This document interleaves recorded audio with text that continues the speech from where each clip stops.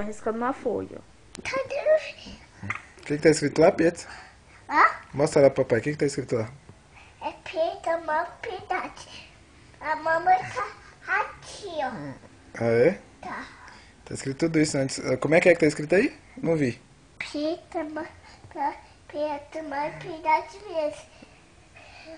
Ok. Escreve o nome da mamãe. Tá bom. Tá bom. Mamãe tá sendo saco.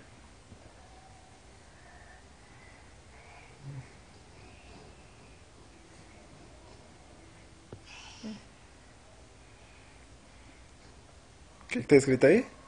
Pedaço princesa, Mas qual é o nome? ó. Tá pequenininho, ó.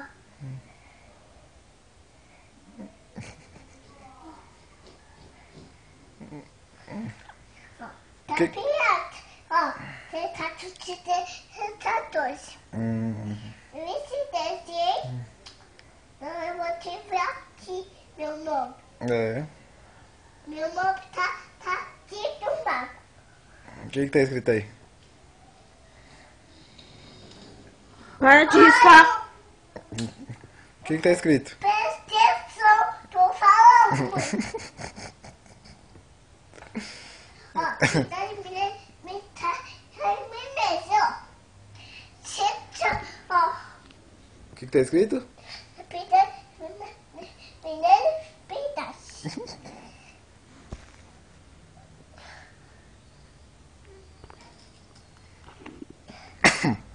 Você acabou de escrever? Só, ó. Tá pedaço mesmo. Tá bom, então.